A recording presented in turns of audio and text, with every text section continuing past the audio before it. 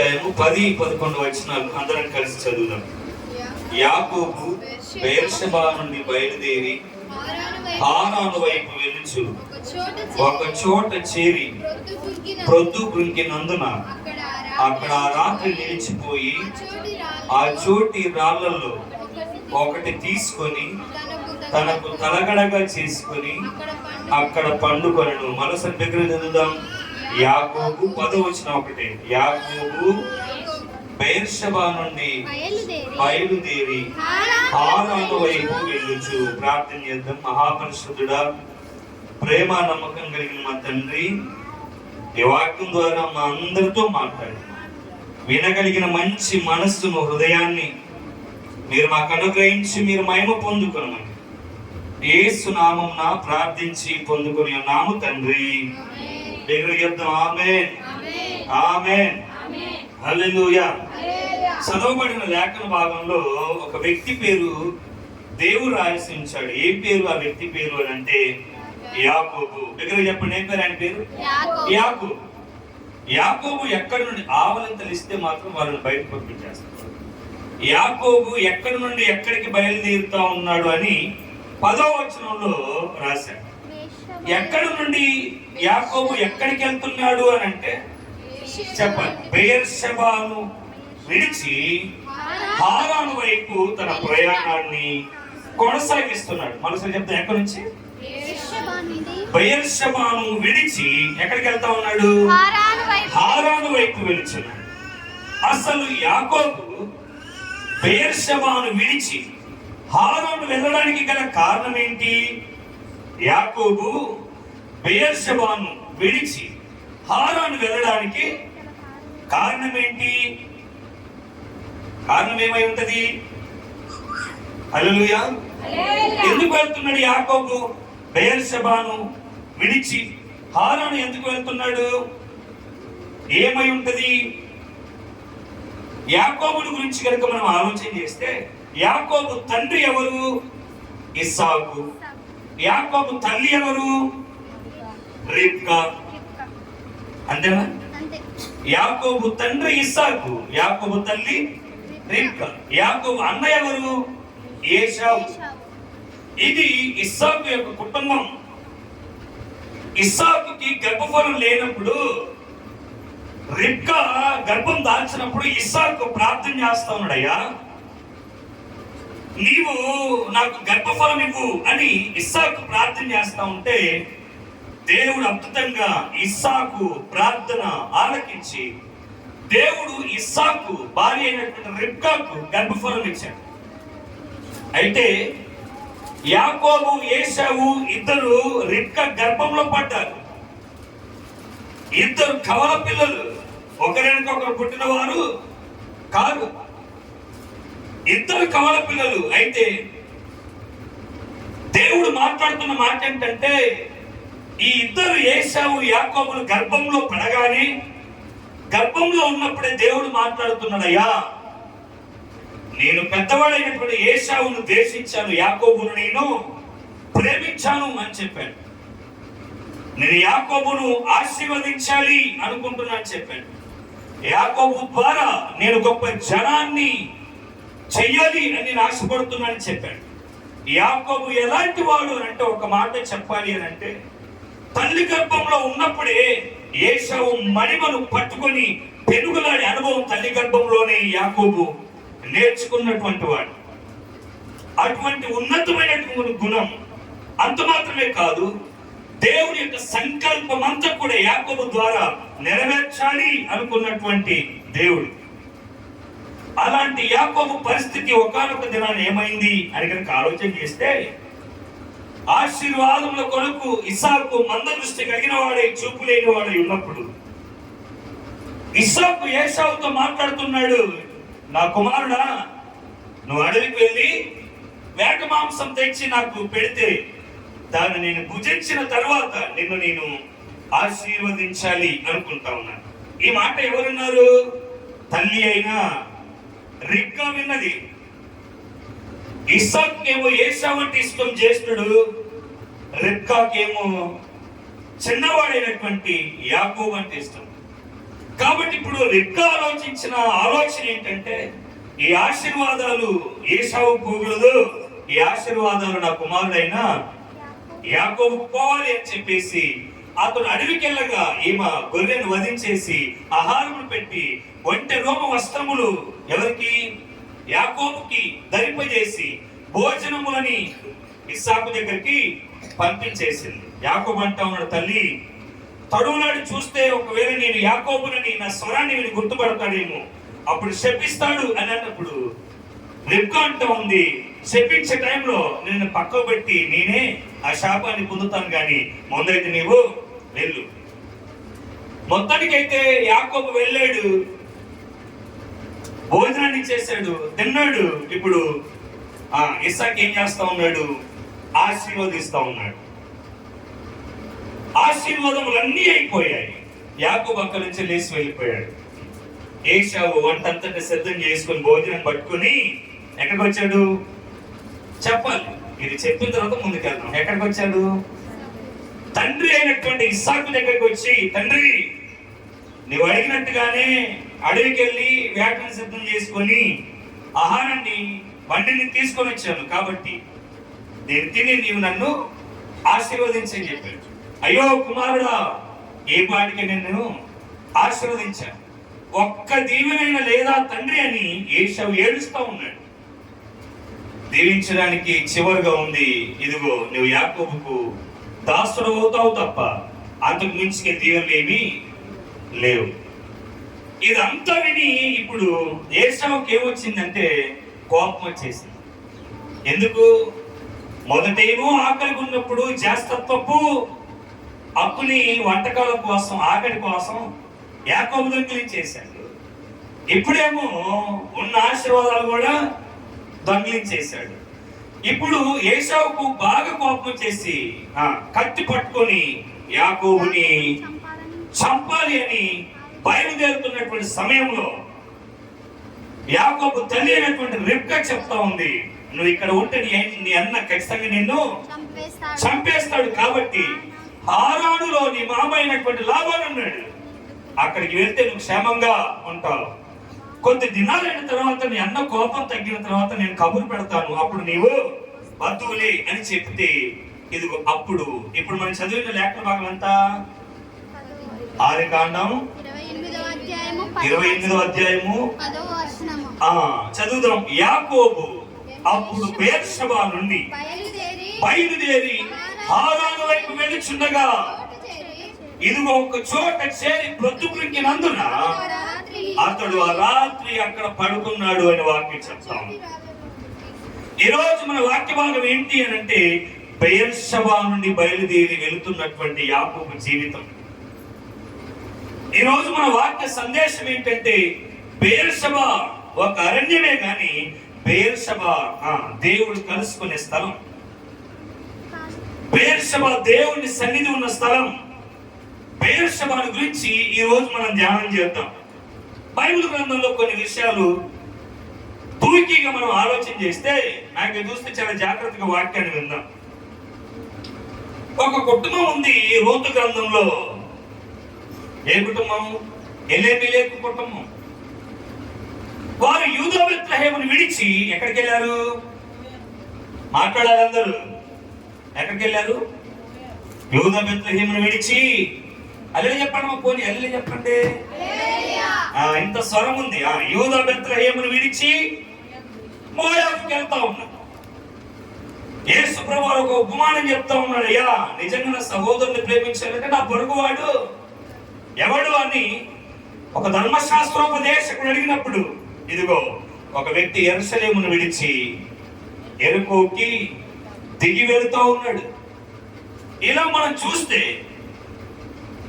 బెత్లెహేమును విడిచి మోయాబుకు వెళ్ళిన కుటుంబాలు ఉన్నాయి. యెరూషలేమును విడిచి యెరికోకు దిగి వెళ్ళిన కుటుంబాలు ఉన్నాయి. కానీ ఇక్కడ యాకోబు పరిస్థితి ఏంటంటే, బెర్షెబాను విడిచి ఎక్కడికి వెళ్తా ఉన్నాడు చెప్పండి? ఎక్కడికి వెళ్తా ఉన్నాడు? హారానుకు వెళ్తా ఉన్నాడు. హారాను అన్న మాటకు అర్థం ఏంటి అంటే బీడు భూమి. హారాను అన్న మాటకు అర్థం ఏంటి? కొంచెం గట్టిగా చెప్పండి అమ్మా. బీడు భూమి లెక్క కాదు కానీ పచ్చడి భూమి లెక్క చెప్పండి ఒకసారి.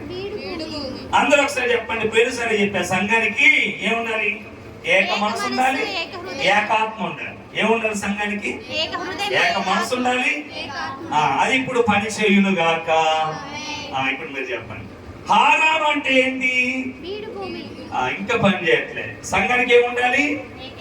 ఏక మనసు ఉండాలి, అది ఇప్పుడు పని చేయును గాక. ఇప్పుడు చెప్పండి. బీడు ఆరాము అంటే ఏంటి? బీడు భూమి. సరే, బెయేర్షెబా అంటే అర్థం ఏంటి కూడా చూడు. సాక్షాత్తమైన బావి, లేదా ప్రమాణపు బావి, లేదా 7 బావుల స్థలం అని బెయేర్షెబా అని పేరుకు అర్థం. బెయేర్షెబా మాటకు అర్థం ఏంటి? ఒకటి సాక్షాత్తమైన బావి, రెండోది ప్రమాణపు బావి, మూడోది 7 బావుల స్థలం. ఇప్పుడు యాకోబు బెయేర్షెబాను విడిచి ఇప్పుడు ఎక్కడికి వెళ్తున్నాడట? చెప్పాలి. ఎక్కడికి వెళ్తా ఉన్నాడు? హారానుకు వెళ్తున్నాడు. అంటే ఎక్కడికి వెళ్తున్నాడంటే ఒక మాట చెప్పాలంటే బీడు భూమి వంటి ప్రదేశానికి యాకోబు వెళ్తా ఉన్నాడు. బెయేర్షెబాను ప్రాంతాన్ని మనం ఒకలాగా చూడాలి అనుకుంటే ఎలా చూడొచ్చు అని అంటే, చదువుదాం ఒకసారి ఆదికాండం. అసలు బెయేర్షెబాకు ఒక పేరు పెట్టాలి అనుకుంటే ఆదికాండం 21వ అధ్యాయం 33వ వచనం చదువుదాం ఒకసారి. ఆదికాండము 21వ అధ్యాయం 33వ వచనం. అబ్రహాము బెయేర్షెబాలో ఒక పీచుల వృక్షము నాటి అక్కడ నిత్య దేవుడైన యెహోవా పేరిట ప్రార్థన చేసెను. అబ్రహాము ఎవరు అనంటే యాకోబు యొక్క ఎవరు? అబ్రహాం ఎవరు? యాకోబు యొక్క తండ్రి. ఎవరు? తాత.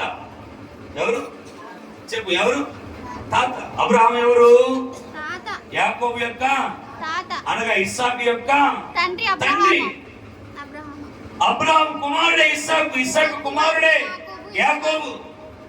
అయితే ఈ అబ్రహాం ఒక స్థలంలో బెయేర్షెబాలో చేరి అక్కడ ఏం చేస్తాడు అంటే యెహోవా నామమున ప్రార్థన చేశాడు. ఒక మాటలో చెప్పాలి అంటే బెయేర్షెబా దేనికి గుర్తు అని అంటే ఆరాధన స్థలానికి గుర్తు. బెయేర్షెబా దేనికి గుర్తు అని అంటే సంఘానికి గుర్తు. దేనికి గుర్తు? ఇప్పుడు ఉంది సంఘం చూసావా? దీనికి గుర్తు ఏంటి అంటే బెయేర్షెబా. ఆరాధన స్థలానికి గుర్తు, సంఘానికి గుర్తు, దేవుని మహిమకు గుర్తు, బలిపీఠములు కట్టినటువంటి స్థలానికి గుర్తు బెయేర్షెబా. అంటే ఇప్పుడు ప్రార్థన స్థలాన్ని విడిచి, దేవుని మహిమను విడిచి, దేవుని ప్రసన్నతను విడిచి ఇప్పుడు యాకోబు ఎక్కడికి వెళ్తున్నాడు అని అంటే హారాను అను బీడు భూమికి బయలుదేరి వెళ్తా ఉన్నాడు. చాలా సందర్భాలు మన జీవిత పరిస్థితులు కూడా ఇలానే ఉంటాయి. ఎలా? దేవుని సన్నిధిని విడిచి, దేవుని మహిమను విడిచి, దేవుని ప్రసన్నతను విడిచి, ఆరాధించే స్థలాన్ని విడిచి హారాను వంటి ప్రదేశాల్లో మనం కూడా వెళ్ళిపోతా ఉంటాం. అదే కోవాకు చెందినటువంటి రూతు గ్రంథంలో యూదా బెత్లెహేమును విడిచి, అనగా సమృద్ధి అయినటువంటి రొట్టెల నిలయమైనటువంటి ఇల్లును విడిచిపెట్టి శపింపబడినటువంటి మోయాబుకు వారు వెళ్ళిపోయారు. ఏం పొందుకున్నారు వాళ్ళు? ఏమీ కూడా పొందుకోలేదు. యెరూషలేము దేవుడు కోరుకున్నటువంటి నివాస స్థలం యెరూషలేమును విడిచిపెట్టి యెరికో అనగా శపితమైనటువంటి పట్టణానికి వెళ్ళిపోతా ఉన్నాడు. ఏం పొందుకున్నాడు? దొంగల చేతిలో కొట్టబడ్డాడు. ఇప్పుడు యాకోబు పరిస్థితి కూడా బెయేర్షెబాను విడిచి, అనగా దేవుని ప్రసన్నత, దేవుని మహిమను ప్రార్థన చేసిన స్థలాన్ని విడిచి ఇది అనుభవాలు లేని బీడు భూమి వంటి హారాను వైపు వెళ్ళిపోతా ఉన్నాడు యాకోబు. బెయేర్షెబాను విడిచిపెట్టేశాడు. హారాను వైపు తన ప్రయాణాన్ని కొనసాగిస్తున్నటువంటి స్థితిగతులు. ప్రయాణము మొదటి అనుభవంలోనే చీకటి పడిన వేళ, కంటికి చీకటి కమ్ముకున్న వేళ, భయంకరమైన స్థితిలోనికి యాకోబు జీవితం వెళ్తా ఉంది. నేనంటాను, ఆశీర్వాదాల కోసం అనవసరంగా లేనిపోని తప్పులు చేశాను, కానీ దేవుడు ముందే చెప్పాడు, ఇదిగో చిన్నవాడు పెద్దవాడు చిన్నవానికి దాసుడు అవుతాడు. ఎప్పుడు చెప్పాడు ఈ మాట? ఎప్పుడు చెప్పాడు? తల్లి గర్భంలో ఉన్నప్పుడే చెప్పాడు దేవుడు ఏమని, ఏశావు యాకోబుకి దాసుడవుతాడు. నేను ఏశావును ద్వేషించాను, యాకోబుని ప్రేమించాను. ఇదిగో యాకోబును గొప్ప జనముగా నేను చేస్తాను, దీవెనలన్నీ యాకోబుకి అని దేవుడు గర్భంలో ఉన్నప్పుడే చెప్తే దేవుని మాట తప్పుద్దా? మరి ఎందుకు యాకోబు ఇంత ఏమంటారు సొంత ఆలోచన మీద ఆధారపడ్డాడు కదా? దీవించాలనుకున్నది ఎవరు? దేవుడు. ఆశీర్వదించాలనుకున్నది ఎవరు? అయినప్పటికీ కూడా సొంత ఆలోచన, సొంత ప్రణాళికతో యాకోబు వెళ్ళాడు. అలా సొంత ఆలోచన, సొంత ప్రణాళిక మీద ఆధారపడ్డాడు కాబట్టి దేవుని నివాస స్థలాన్ని విడిచిపెట్టేసి బీడు భూమి వంటి ప్రాంతానికి యాకోబు జీవితం వెళ్ళిపోయింది. హల్లెలూయా, హల్లెలూయా, హల్లెలూయా. ఇంకొక మాట చదువుతాం. అసలు బెయేర్షెబా గురించి కొన్ని మాటలు నేను చెప్పాలి అని అంటే, బెయేర్షెబా గురించి కొన్ని మాటలు మనం చెప్పుకోవాలి అని అంటే, బెయేర్షెబా ఎలాంటిది అని అంటే అది అరణ్యపు భూమి. ఎలాంటి భూమి మాట అది? దగ్గరగా చెప్పాలి. బెయేర్షెబా ఎలాంటిది? అరణ్యం. అది అరణ్యం. బెయేర్షెబా ఒక అరణ్యం. ఎలా మనం బెయేర్షెబా ఒక అరణ్యం అని చెప్పుకుంటాము అని అంటే, ఆది కాండం చదువుదాం ఒకసారి. ఆది కాండంలోని 21వ అధ్యాయం 14వ వచనం చదువుదాం ఒకసారి. కాబట్టి తెల్లవారినప్పుడు అబ్రహాము లేచి ఆహారమును నీళ్ళ తిత్తిని తీసుకొని ఆ పిల్లవాడితో కూడా హాగరునకు అప్పగించి ఆమె భుజము మీద వాటిని పెట్టి ఆమెను పంపివేసెను. ఆమె వెళ్ళి బెయేర్షెబా అరణ్యములో ఇటు అటు తిరుగుచుండెను. బెయేర్షెబా ఎలాంటిది అని అంటే ఒక అరణ్య ప్రాంతం. బెయేర్షెబా ఎలాంటిదంట? ఒక అరణ్యం. ఒక అరణ్యంలో ఆరాధన ప్రారంభమైంది. ఒక అరణ్యంలో అబ్రహాము బలిపీఠాన్ని కట్టాడు. ఒక అరణ్యంలోనే ఒక పీచుల వృక్షమును నాటి అక్కడ యెహోవా నామమున ప్రార్థన చేశాడు. అరణ్యపు భూమిని ఇదిగో దేవుని మందిరంగా ఆనాడే మార్చేసుకున్నాడు. అటువంటి ప్రసన్నత, ఉన్నతమైన స్థలాన్ని విడిచిపెట్టి ఇప్పుడు యాకోబు హారాను వైపు పరుగులు తీస్తా ఉన్నాడు. ఇంకొక మాటలో చెప్పాలి అంటే అదే గ్రంథంలో 17వ వచనం చదువు ఒకసారి. దేవుడు ఆ చిన్నవాని మొరను వినెను. అప్పుడు దేవుని దూత ఆకాశము నుండి హాగరును పిలిచి, హాగరు నీకేమి వచ్చినది? భయపడకుము, ఆ చిన్నవాడున్న చోట దేవుడు వాని స్వరమును. అంటే ఆ స్థలం ఎలాంటిది అని అంటే చెప్పాలి. ఎలాంటి స్థలం అంటది? ఎలాంటి స్థలం అది? మాట్లాడాలి. ఆ స్థలం ఎలాంటిది అని అంటే, హాగరు ఈ చిన్నవాడి బాధని చూడలేకపోతున్నానయ్యా అని కేకలేసి ప్రార్థన చేస్తే హాగరుతో దేవుని దూత మాట్లాడుతోంది. ఏమని? హాగరు నీకేమి వచ్చిందో భయపడకు, ఆ చిన్నవాడున్న చోట ఆ స్వరమును దేవుడు వినియుండి ప్రత్యుత్తరం ఇచ్చిన స్థలం అది. దేవుడు సాక్షాత్తుగా చూసినటువంటి స్థలము బెయేర్షెబా. దేవుని యొక్క స్వరము మాట్లాడినటువంటి స్థలమే బెయేర్షెబా. ప్రతికూల పరిస్థితుల్లో ఏ దిక్కులేని చోటునో దేవుడే స్వయంగా మాట్లాడిన స్థలం బెయేర్షెబా. ప్రార్థన ప్రారంభమైన స్థలం బెయేర్షెబా. బలిపీఠంలో కట్టిన స్థలం బెయేర్షెబా. ఇదిగో గుడారములు వేసుకొని ఉన్న స్థలము బెయేర్షెబా. అటువంటి ఆధ్యాత్మికంగా ఉన్నతమైన స్థలంలో పెంచబడినటువంటి యాకోబు ఇప్పుడు ఆ స్థలాన్ని విడిచి హారాను వైపుకి వెళ్ళిపోతా ఉన్నాడు. మన జీవిత స్థితిగతులు కూడా ఎలా ఉంటాయో తెలుసా? అటువంటి మంచి ఆధ్యాత్మిక అనుభవాల్లో స్థలాల్లో పెరిగి కూడా మనము కూడా హారాను వంటి బేడు భూముల్లో కొన్ని సార్లు బ్రతుకుతా ఉంటాం. అలా బ్రతకొద్దు మనం. హల్లెలూయా చెప్తాం. హల్లెలూయా, హల్లెలూయా. మనం ఎక్కడ ఉండాలి?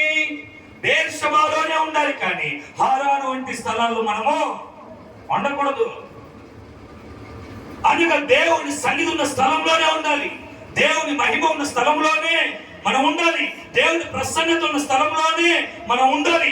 దేవుని స్వరం వినబడే స్థలంలోనే మనం ఉండాలి. దేవుడు చూసే స్థలంలోనే మనము ఉండాలి. ఆ స్థలాన్ని విడిచిపెట్టి నువ్వు ఎక్కడికి వెళ్ళినా కష్టాలు తప్ప సుఖమేమి కూడా ఉండదు. ఇప్పుడు యాకోబు బెయేర్షెబాను విడిచి హారాను వెళ్ళాడు కదా, ఏం పొందుకున్నాడు చెప్పండి ఒకసారి. ఎన్ని సంవత్సరాలు కొలువు చేశాడు? ఎన్ని సంవత్సరాలు? మొత్తం ఎన్ని సంవత్సరాలు ఉన్నాడు హారాన్లో?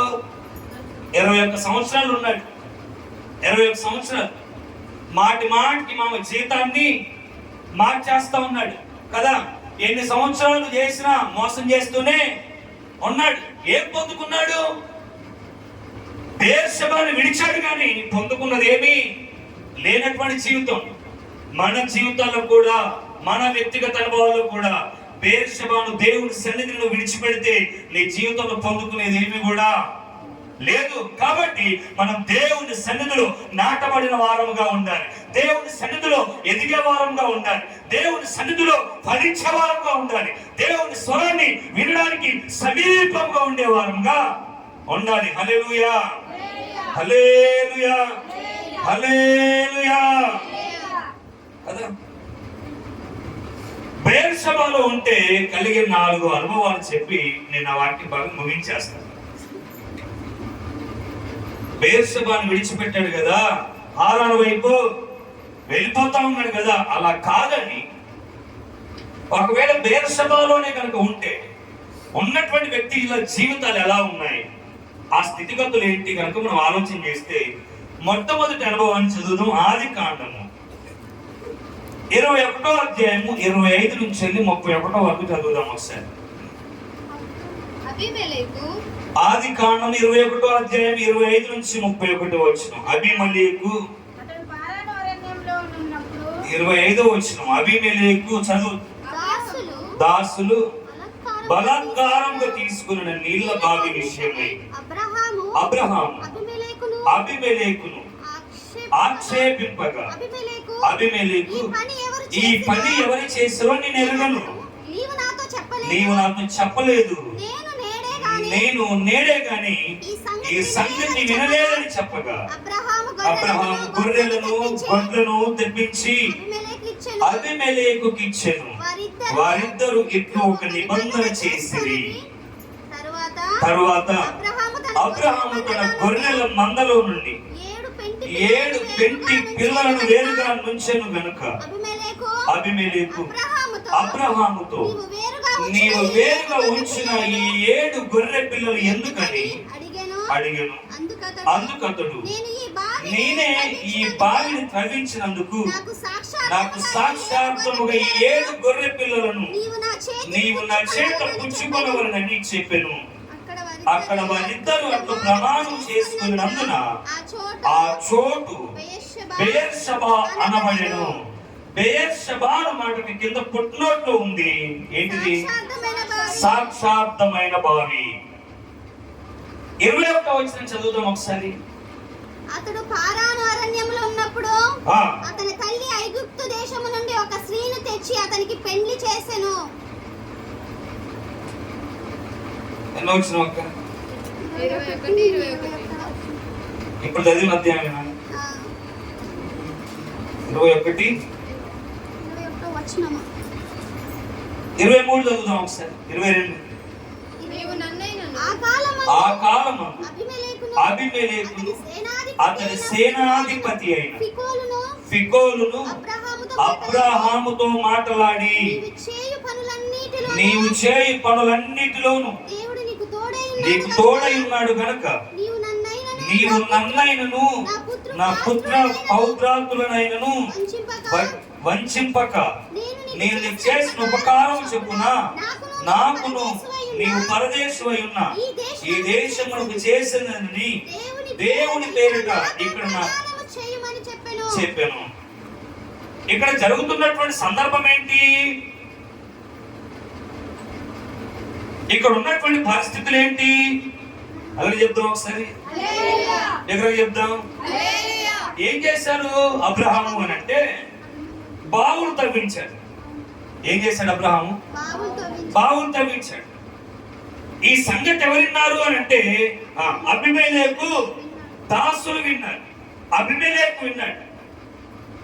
విని ఏం చేస్తున్నారు అని అంటే, ఇదిగో నా దాసులు నేను చేసిన కీడు గురించి నాకు ఎవరు కూడా చెప్పలేదు, నేను ఈ రోజు కూడా ఈ సంగతి వినలేదు అని అబీమెలెకు అబ్రహాము దగ్గరికి వచ్చి ఏం చేస్తా ఉన్నాడంటే మాట్లాడుతూ ఉన్నాడు.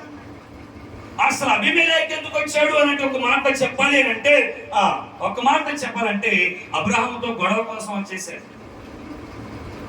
ఉన్న బావులన్నీ లాక్కోవడానికి వచ్చేసాడు. గొడవకు వచ్చేసినటువంటి వ్యక్తి ఇప్పుడు మాట్లాడుతున్నటువంటి విధానం ఎలా ఉంది అని అంటే, వారు చేసిన సంగతి నాకు వినబడలేదు. ఇదంతా జరిగినటువంటి అబ్రహాం అంటున్నటువంటి మాట ఏంటంటే, ఆ సంగతి విన్నావో వినలేదో నాకేం తెలియదు, కానీ ఇదిగో నీ కొరకు నేను గొర్రెలను, నీ కొరకు నేను ఎద్దులను, నీకేమి తెచ్చాక గొర్రెలను గొడ్లను నేను తెప్పించాను, ఇది బహుమానంగా నీవు తీసుకో. అబీమెలెకు అంటా ఉన్నాడు, సపరేట్ గా 7 గొర్రె పిల్లలు పక్కకు పెట్టేశావు కదా, అవి కూడా ఎవరికి అని అంటే, ఇదిగో ఆ 7 కూడా నీకే. 7 అనే మాటకు అర్థం ఏంటి? సంపూర్ణతకు సాదృశ్యం. ఆ 7 కూడా నీకే, ఈ గొడ్లు ఇవన్నీ కూడా నీకే. అయితే మనం ఒక పని చేసుకుందాం, ఏంటి అని అంటే, మన ఇద్దరం ఒక నిబంధన చేసుకున్నాం. అంటే బెయేర్షెబా అనే స్థలంలో ఏం జరుగుతా ఉంది అంటే, ఒక ప్రమాణం జరుగుతా ఉంది, ఒక నిబంధన జరుగుతా ఉంది. 2 వ్యక్తుల మధ్య ఒక నిబంధన స్టార్ట్ అయింది. దేని కొరకు నిబంధన అంటే, తగినటువంటి బావుల విషయమై. దాని కొరకు ఇప్పుడు అబీమెలెకు పరిగెత్తుకుని వస్తా ఉన్నాడు. ఇచ్చేసాడు. ఇప్పుడు అబ్రహాం అంటా ఉన్నాడు, అయ్యా నీకు నాకు మధ్య ప్రమాణము చేసుకుందాం, ఇంకా గొడవలేమి వద్దు, నీకు నా గొడవలేమి వద్దు అంటే. బెయేర్షెబా స్థలం ఎలాంటిది అని అంటే, ఒక వ్యక్తి బెయేర్షెబాలో ఉండి కనుక బలిపీఠంను కట్టి ప్రార్థన చేయగలిగితే ఆ దేవుడు ఎలాంటి వాడు అని అంటే, గొడవలన్నిటిని తీసేసి సమాధానంతో నింపగలిగిన స్థలమే బెయేర్షెబా. బెయేర్షెబాలో ఏం దొరుకుద్ది అని అంటే, పోగొట్టుకున్న సమాధానము దొరుకుద్ది. హల్లెలూయా, హల్లెలూయా చెప్పాలి. హల్లెలూయా, హల్లెలూయా, హల్లెలూయా, హల్లెలూయా, హల్లెలూయా, హల్లెలూయా. Okay, Beersheba ఎలాంటిదంట? పోగొట్టుకున్నటువంటి సమాధానము తిరిగి పొందుకునేటువంటి స్థలమే బెయేర్షెబా. చాలా మంది సమాధానం కోసం ఎక్కడెక్కడ ఎదుగుతారు, ఎక్కడెక్కడో ఎదుగుతూ ఉంటారు కదా. ఎక్కడెక్కడో హాస్పిటల్లో ఎదుగుతారు, ధనంలో ఎదుగుతారు, బంగారంలో ఎదుగుతారు, డబ్బులు ఎదుగుతారు, కానీ సమాధానం దొరికే స్థలం ఏది అని అంటే బెయేర్షెబా. యాకోబు ఎప్పుడైతే బెయేర్షెబాను విడిచాడో, సమాధానం యాకోబు జీవితంలో లేదు, నెమ్మది యాకోబు జీవితంలో లేదు. ఉందా యాకోబు జీవితంలో? లేదు. ఎలా ఉంది? అస్సలు లేదు. ఎక్కడ నాన్న వచ్చి నన్ను చంపుతాడు అని సమాధానం లేదు. తండ్రితో సమాధానం లేదు, అన్నతో సమాధానం లేదు, అటువంటి తల్లితో కూడా సమాధానం లేదు. పరుగున భయముతో భీతితో హారాను వైపు పరుగులేడుతున్నాడు. ఎందుకో తెలుసా? బెయేర్షెబాను ఎప్పుడు విడిచాడో అప్పుడే ఆయన సమాధానాన్ని కోల్పోయాడు. ఈ రోజు కూడా చాలా మంది సంఘమును బెయేర్షెబాను విడిచిపెడితే కోల్పోయేది ఏంటో తెలుసా? సమాధానమే. చాలా మంది పాట పాడతారు కదా, ఏంటిదంటే సమాధానము ఎచ్చట ఉందని, సమాధానం ఎక్కడ నాకు దొరికేనని. స్నేహితులను అడిగాను, బంధువులను అడిగాను, జగమంతా తిరిగాను, జనులందరినీ అడిగాను, అది చివరికి ఎక్కడుంది సమాధానం? హృదయానికి నెమ్మది ఎక్కడ దొరికేది? హృదయానికి శాంతి ఎక్కడ దొరికేది? హృదయంలో నెమ్మది సమాధానం ఎవరిచ్చేది? దేవుడు అంటా ఉన్నాడు, ప్రయాసపడి భారం మోసుకున్న సమస్త జనులారా నా యొద్దకు రండి, నేను మీకు విశ్రాంతిని కలగజేస్తాను. ఇదిగో నీ హృదయంలో కలవరా పడనీయకుడి. అంటే సమాధానం దొరికే స్థలమే, నెమ్మది దొరికే స్థలమే బెయేర్షెబా. అబ్రహాముకు బెయేర్షెబాలో ఏం దొరికింది అని అంటే అబీమెలెకుతో గొడవ కాలేదు, కానీ అబీమెలెకు అబ్రహాము ఇద్దరి మధ్య నిబంధన స్థిరపరుచుకొని ప్రమాణం చేసుకొని సమాధాన పడి ఒక స్థలం నుంచి ఎవరి స్థలానికి వారు వెళ్ళిపోయారు. హల్లెలూయా, హల్లెలూయా. నీ పొరుగు వారితో గొడవలుంటే, నీ పక్క వారితో గొడవలుంటే, నీవు పొరుగు వారితో గొడవలుంటే ఎక్కడికి రావాలి? నీవు స్టేషన్ పోతే ఎస్ఐ గారు మా ఇద్దరి మధ్య సమాధానాన్ని కుదురుస్తారు కాదు. ఎక్కడికి రావాలి? భార్య భర్తల మధ్య గొడవలుంటే ఎక్కడికి రావాలి? తల్లిదండ్రుల మధ్య గొడవలుంటే ఎక్కడికి రావాలి? బెయేర్షెబాలోకి రా. బెయేర్షెబాను సంఘంలోనికి నువ్వు రాగలిగితే సమాధాన కర్త ఈ బెయేర్షెబాలోనే ఉన్నాడు. ఆయన అబ్రహాము అబీమెలెకు ఇద్దరు బెయేర్షెబాలో ఉన్నాడు. ఆల్రెడీ బెయేర్షెబాలో హాగరుతో దేవుడు మాట్లాడిన స్థలమే బెయేర్షెబా. దేవుని స్వరం ముందుగానే వినబడిన స్థలమే బెయేర్షెబా. బెయేర్షెబా అరణ్యమే, కానీ దేవుని స్వరం వినబడుతున్న స్థలం అది. అర్థమైందా? అరణ్యంలో యోహాను కేకలు వేస్తా ఉన్నాడు. అది అరణ్యమే, కానీ కేకలు వినబడుతున్న స్థలం అది. చాలా మంది అనుకుంటారు పని పట్లకి పిక్చర్ లెక్క ఆ మందిరానికి వెళ్తా ఉన్నారు అని అనుకుంటారు, కానీ ఈ మందిరానికి వస్తే ఏముందో తెలుసా? ఏముంది? డబ్బు ఇవ్వలేని సమాధానం ఇక్కడ ఉంది, బంధువులు ఇవ్వలేని సమాధానం ఇక్కడ ఉంది, భర్త ఇవ్వలేని సమాధానం ఇక్కడ ఉంది, వైద్యులు ఇవ్వలేని సమాధానం ఇక్కడ ఉంది, హృదయానికి సమాధానం ఉంది, నీ శరీరానికి కూడా సమాధానం ఉంది. ఈరోజు సమాధానం నెమ్మది లేక చాలా మంది జీవితాలు పాడైపోతున్నాయి. కానీ మన బెయేర్షెబాలో బ్రతికినన్ని నాళ్ళు మనకేమిస్తాడు దేవుడు? సమాధానమే ఇస్తాడు. ఇప్పుడు యాకోబు బెయేర్షెబాను విడిచిపెట్టి వెళ్ళిపోయాడు అంటే దాని అర్థం ఏంటి అని అంటే సమాధానాన్ని పూర్తిగా తన జీవితంలో పొందుకోలేక పోయాడు. హల్లెలూయా చెప్పు, హల్లెలూయా, హల్లెలూయా. రెండో అనుభవం చూద్దాము. బెయేర్షెబాను విడిచినటువంటి జీవితంలో ఏం కోల్పోతారు అని కనుక మనం ఆలోచన చేస్తే అదే ఆదికాండ గ్రంథము 26వ అధ్యాయము 26వ అధ్యాయము 23 నుండి 25 వచనం చదువుదాం ఒకసారి. అక్కడ నుండి అతడు బెయేర్షెబాకు వెళ్ళెను. ఆ రాత్రి యెహోవా అతనికి ప్రత్యక్షమై, నేను నీ తండ్రి అయిన అబ్రహాము దేవుడను, నేను నీకు తోడై ఉన్నాను గనుక భయపడకుము, నా దాసుడైన అబ్రహామును బట్టి నిన్ను ఆశీర్వదించి నీ సంతానమును విస్తరింపజేసేదనని చెప్పెను. అక్కడ అతడు ఒక బలిపీఠము కట్టించి యెహోవా నామమున ప్రార్థన చేసి అక్కడ తన గుడారము వేసెను. అప్పుడు ఇస్సాకు దాసులు అక్కడ బావి త్రవ్విరి. ఏం చేశారట? హల్లెలూయా, హల్లెలూయా. గట్టిగా చెప్పండి అమ్మా. రెండోది ఎవరు? మొదటిది ఎవరు? మొదటిది ఎవరు? చెప్పండి. మొదటిది ఎవరు? అబ్రహాం. రెండోది ఎవరు? ఇస్సాకు. ఇస్సాకు ఎక్కడికి వచ్చాడట? అక్కడ నుండి అతడు బెయేర్షెబాకు ఎప్పుడైతే ఇస్సాకు వెళ్ళాడో నెక్స్ట్ వచనం చెప్తున్న మాట ఏంటి అంటే ఎప్పుడైతే బెయేర్షెబాకు వెళ్ళాడో నెక్స్ట్ వచనం చెప్తుంది ఏంటంటే ఆ రాత్రియే. ఏ రాత్రి? ఏ రాత్రి? నాకే మంచిగా విను. ఏ రాత్రి? అది ఏ రాత్రి? బెయేర్షెబాకు వెళ్ళిన రాత్రి. అర్థమైందా? అది సమాధానం.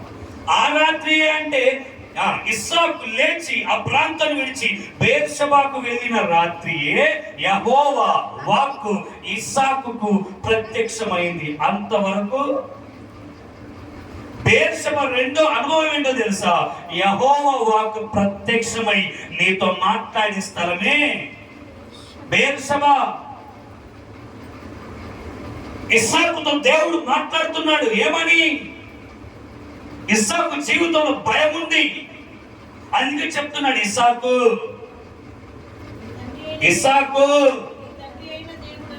నేను నీ తండ్రి అయినటువంటి దేవుణ్ణి.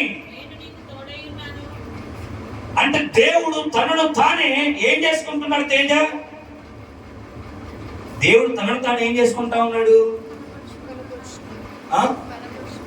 ఇస్సాకు పరిచయం చేసుకుంటా ఉన్నాడు. ఇస్సాకు, నేను నీతో మాట్లాడుతున్నాను కదా, నేనెవరో తెలుసా? నీ తండ్రి అయినటువంటి అబ్రహాము దేవుణ్ణి. ఇస్సాకు, నువ్వు భయపడకు. ఎందుకు? నేను నీకు తోడై ఉన్నాను. అంటే ఇస్సాకు జీవితంలో ఏముంది అని అంటే భయం ఉంది. హల్లెలూయా, హల్లెలూయా. ఇస్సాకు జీవితంలో ఏముంది? దగ్గరికి చెప్పండి. ఇస్సాకు జీవితంలో ఏముంది? భయం ఉంది. భయంతో ఉన్నటువంటి ఇస్సాకు, భయపడుతున్నటువంటి ఇస్సాకు దగ్గరికి ఆ రాత్రి అనగా బెర్షెబాకు వెళ్ళిన రాత్రి యెహోవా వాక్కు ప్రత్యక్షమై ఇదిగో మాట్లాడుతున్న మాట, ఇస్సాకు నువ్వు భయపడనే, భయపడకుము. చదువు. నా దాసుడైన అబ్రహామును బట్టి నిన్ను ఆశీర్వదించి నీ సంతానమును. అంటే బెర్షెబా స్థలంలో ఉన్నటువంటి రెండో అనుభవం ఏంటంటే, నువ్వు బెర్షెబాలో ఉంటే ఒకటి దేవుడు నీకు ప్రత్యక్షమై నీతో మాట్లాడతాడు, రెండోది అది నీవు ఆశీర్వదింపబడే స్థలం, నువ్వు ఆశీర్వాదం పొందుకునే స్థలం, నీవు విస్తరింపబడే స్థలం. హల్లెలూయా చెప్పు ఒకసారి. హల్లెలూయా, హల్లెలూయా, హల్లెలూయా, హల్లెలూయా. ఆశీర్వాదాలు ఉన్న స్థలం ఏంటి? బెర్షెబా. ఆశీర్వాదాల కోసం మనం ఏం చేస్తాం? ఎన్నో ప్రయత్నాలు చేస్తాం. దీవెనల కోసం ఎన్నో ప్రయత్నాలు చేస్తూ ఉంటాం. కానీ ఇస్సాకాట బెర్షెబాకు వచ్చిన తర్వాత దేవుడు ఇదిగో బెర్షెబాలో ఇస్సాకును కలుసుకొని మాట్లాడుతూ చెప్తున్న మాట ఏంటంటే, ఇస్సాకు, నేను నిన్ను ఆశీర్వదిస్తాను, నేను నిన్ను ఆశీర్వదించాలనుకుంటున్నాను, నిన్ను నేను విస్తరింప చేయాలి అని అనుకుంటున్నాను. ఇదంతా ఎక్కడ జరుగుతుంది అని అంటే బెర్షెబాలోనే జరుగుతుంది. హల్లెలూయా, హల్లెలూయా.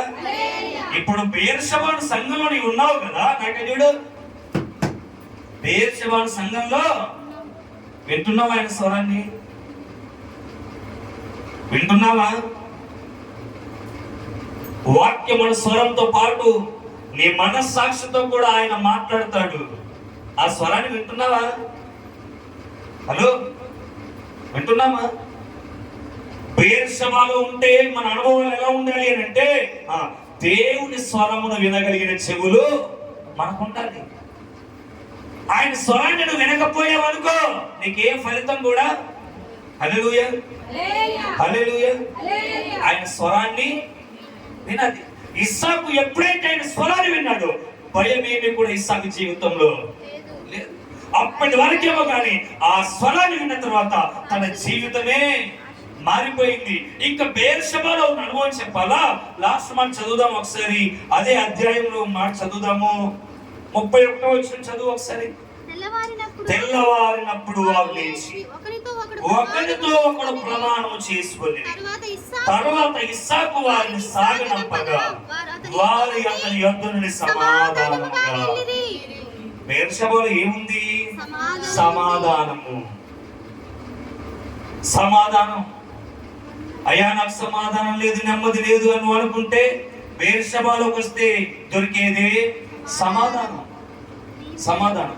ఆశీర్వాదం ఉన్న స్థలమే బెర్షెబా. దేవుడు మాట్లాడే స్థలమే బెర్షెబా. నీ భయములన్నిటినీ వెళ్ళగొట్టేదే బెర్షెబా. నీకు సమాధానాన్ని కలిగించేదే బెర్షెబా. ఇప్పుడు ఆశీర్వాదం ఇచ్చేదే బెర్షెబా. ఇప్పుడు ఈ స్థలాన్ని విడిచిపెట్టి యాకోబు ఎక్కడికి వెళ్తున్నాడు తెలుసా? ఎక్కడికి వెళ్తా ఉన్నాడు? ఎన్ని కోల్పోయాడు ఇప్పుడు చెప్పు యాకోబు? ఆశీర్వాదం, సమాధానం, భయం. ఇప్పుడు యాకోబు జీవితంలో ఏముంది? భయం ఉంది. అదే బెర్షెబాలో ఉంటే భయం లేదు. రెండో అనుభవం ఇదిగో, బెర్షెబాలో నీ ఉంటే దేవుడు నిశ్చయముగా నిన్ను ఆశీర్వదిస్తాడు.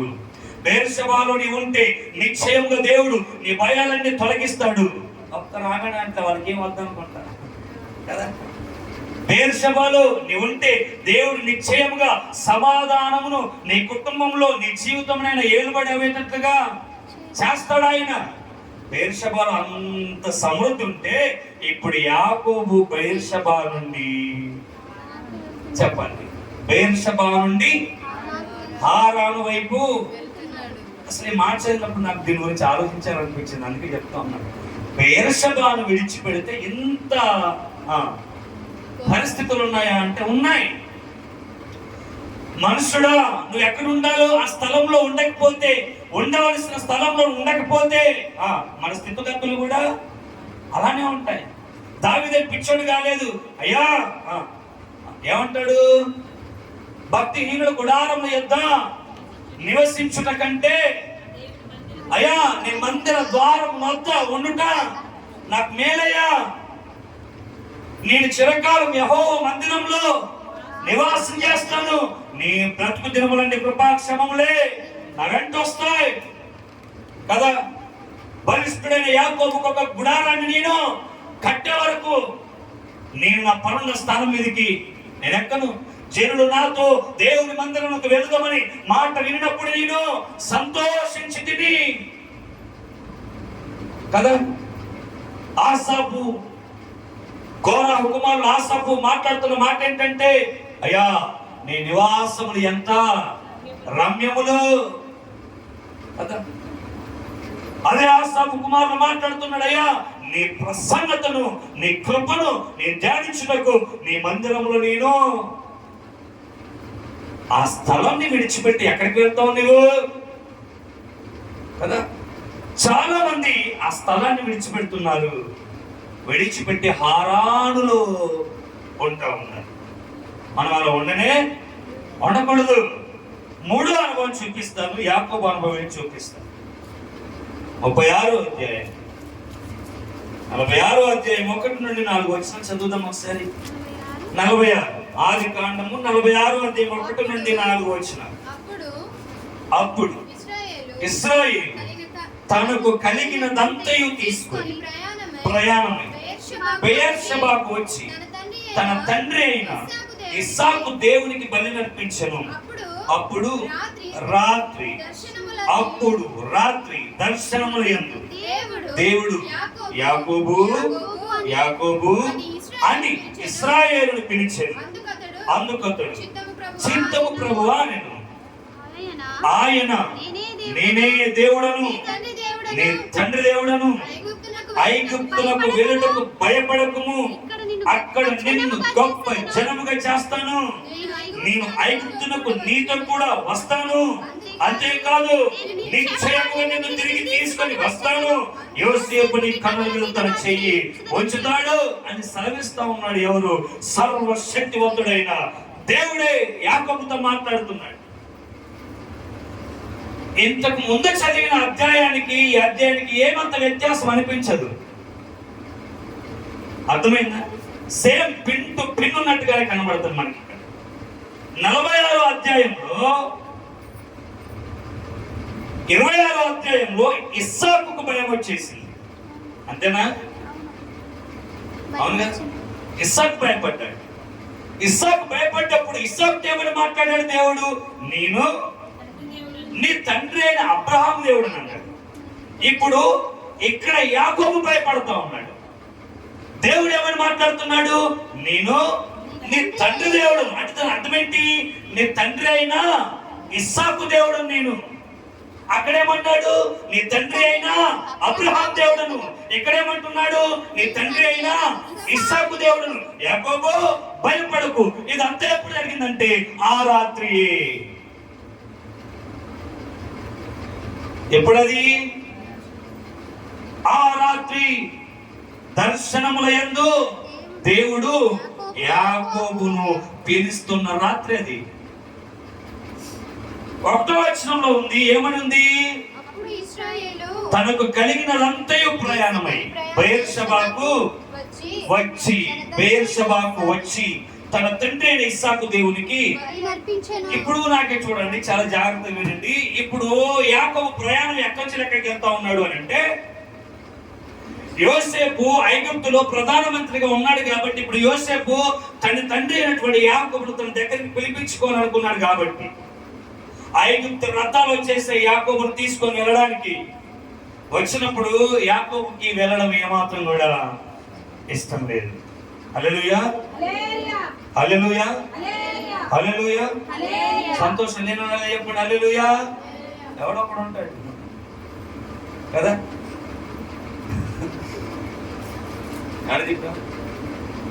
యాకోబుకు బెయేర్షెబాను విడిచిపెట్టి ఐగుప్తుకు వెళ్ళడం ఇష్టం లేదు.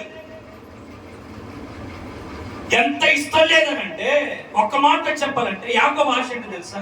నేను చనిపోతే బెయేర్షెబాలోనే చనిపోవాలి, అదే ఆయన ఆశ. హల్లెలూయా, ఉన్నారా నాతో? యాకోబు ఆశ ఏంటి? చనిపోతే చెప్పలే, చనిపోతే బెయేర్షెబాలోనే ఇదో భయం పట్టేసుకుంది. ఇప్పుడు ఈయన ఎక్కడ తీసుకుపోతున్నారు? నేను ఎక్కడ ఐగుప్తులో చనిపోతే నన్ను ఎక్కడ ఐగుప్తులోనే పడేస్తారేమో కాబట్టి అసలు అక్కడికి వెళ్ళడం అంత ఇష్టమేమి. అప్పటికి యాకోబు వయసు ఎంతో తెలుసా? ఎంత? 130 సంవత్సరాలు. 130 సంవత్సరాల వయసులో యాకోబుకున్న ఆలోచన తెలుసా? నేను బెయేర్షెబాను విడిచిపెట్టద్దు, నేను బెయేర్షెబాలోనే ఉండాలి, నేను బెయేర్షెబాలోనే చనిపోవాలి, నేను బెయేర్షెబాను విడిచి వెళ్ళకూడదు. హల్లెలూయా చెప్తాం ఒకసారి. బెయేర్షెబాను ఎన్నిసార్లు విడిచిపెట్టాడు యాకోబు అని అంటే 2 సార్లు. మొదటిసారి ఏంటి? చదువుకున్నాక మన మొదటి వచ్చిన ఏంటి? యాకోబు బెయేర్షెబా నుండి హారానుకు. అప్పుడు వెళ్ళినప్పుడు దేవుడు చూడు 46వ అధ్యాయంలో ఇక్కడ అధ్యాయానికి వ్యత్యాసం ఏంటంటే ఇక్కడ బెయేర్షెబాను విడిచి ఐగుప్తుకు వెళ్ళేటప్పుడు వెళ్ళడం ఇష్టం లేదు, కానీ అక్కడ బెయేర్షెబాను విడిచిపెట్టి హారానికి వెళ్ళేటప్పుడు యాకోబు తన సొంత ఇష్టంతోనే వెళ్తా ఉన్నాడు. కానీ ఇప్పుడు వెళ్ళేటప్పుడు బెయేర్షెబాను యాకోబు విడిచిపెట్టడం యాకోబుకు ఇష్టం లేదు.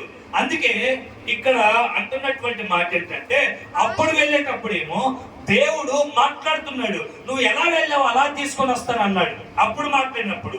కానీ 46వ అధ్యాయంలో స్పెసిఫిక్ గా ఏం మాట్లాడు అంటే నీతో కూడా నేను వస్తాను,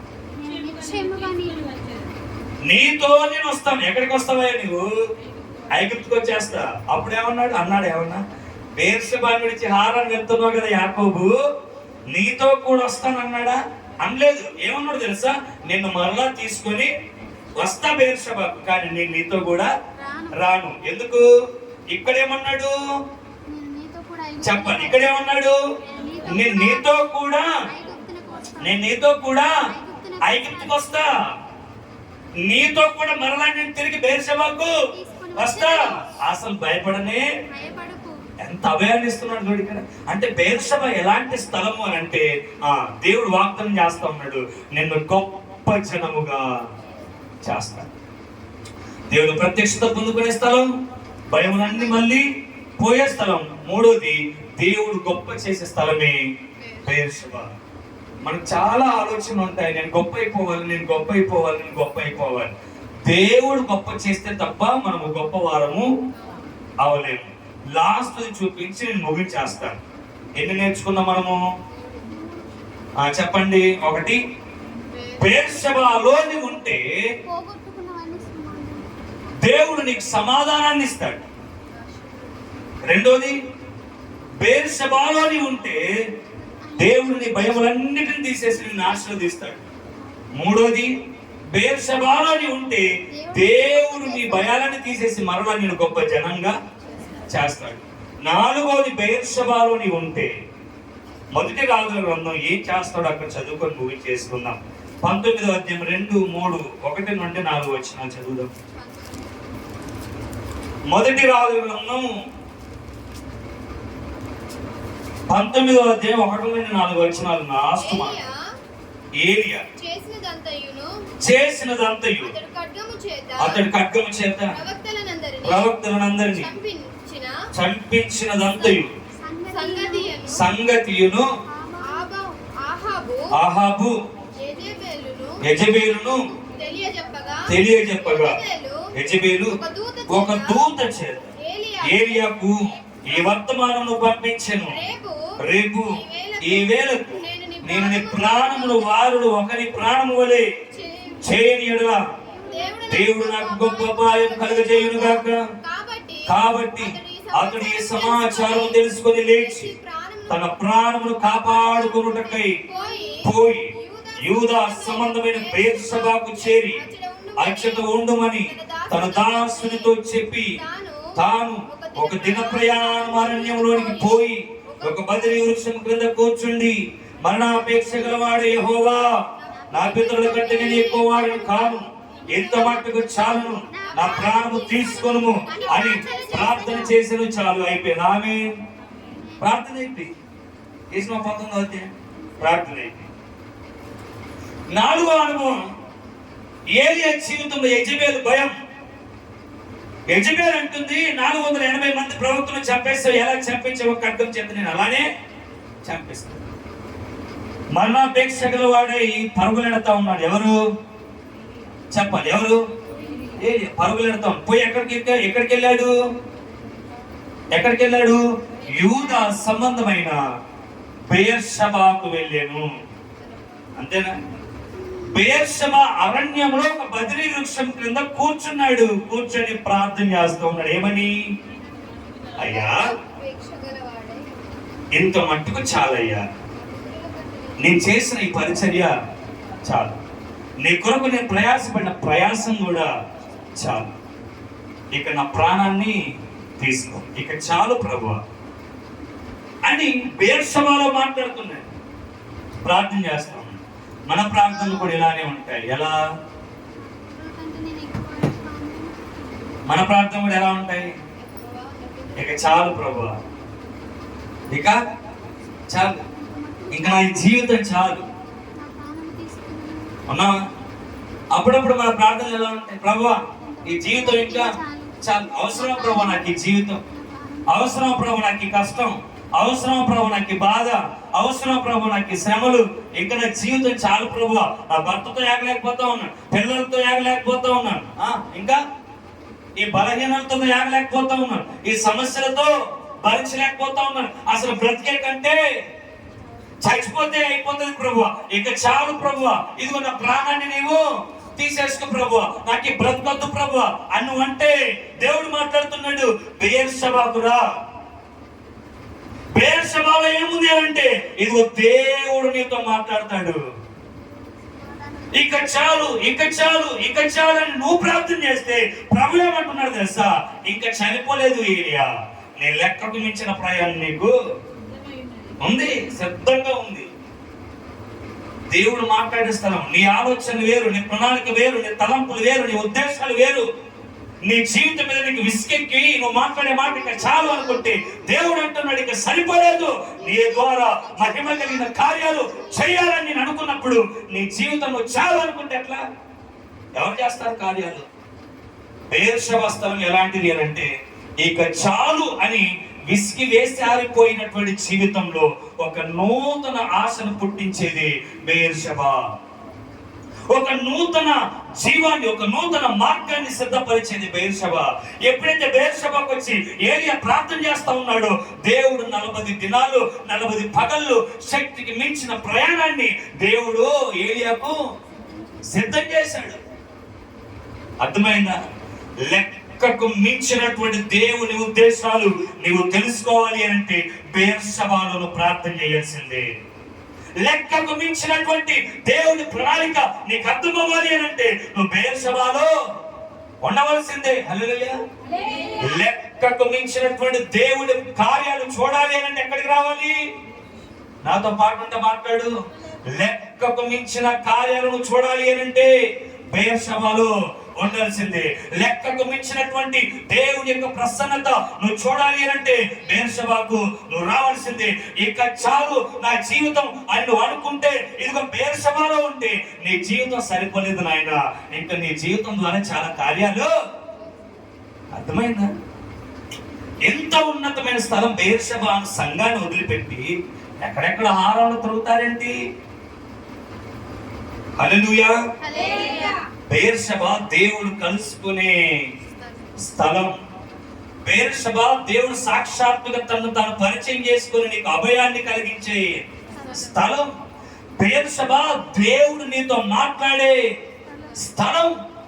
బెయేర్షెబా నిన్ను గొప్ప చేసే స్థలం. బెయేర్షెబా నిన్ను ఆశీర్వదించే స్థలం. బెయేర్షెబా నీకు సమాధానాన్ని కలిగించే స్థలం. బెయేర్షెబా ఆశ లేని జీవితంలో నూతన ఆశలు పుట్టించే స్థలమే బెయేర్షెబా.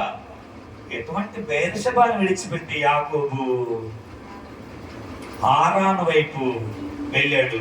ఆశలు లేని జీవితం, భయంతో బ్రతుకుతున్న జీవితం. 21 సంవత్సరాలు యాకోబుతో దేవుడు మాట్లాడలేదు.